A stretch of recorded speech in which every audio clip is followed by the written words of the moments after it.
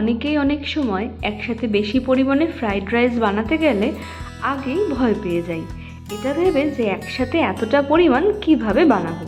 সেক্ষেত্রে অনেকেই আবার সবজি, ডিম, চিকেন এইসব একসাথে আগে থেকে ভেজে নিয়ে তারপর গরম ভাতের উপর ঢেলে মিশিয়ে নেন। তাতে কাজটা হয়তো সহজ হয় ঠিকই, কিন্তু রান্নার স্বাদটা কিন্তু পারফেক্ট হয় না।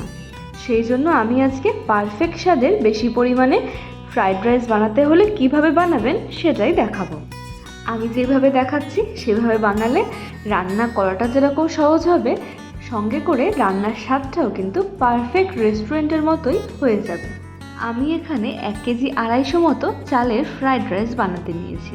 এর জন্য আমি আগে থেকে গাজর, বিনস, ক্যাপসিকাম, কাঁচা লঙ্কা আর এর সাথে গোলমরিচ গুঁড়ো, লবণ আর মিষ্টি দিয়ে আগে থেকে ভেজে নিয়েছি।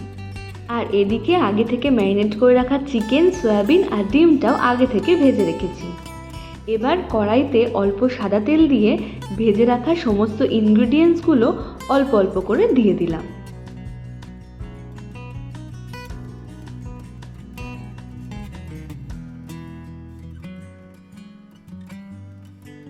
আর তারপর এগুলো দিয়ে খুব ভালো করে বেশ কিছুক্ষণ একটু নাড়িয়ে চাড়িয়ে এর মধ্যে দিয়ে দিলাম 1 চা চামচ মতো সয়া সস।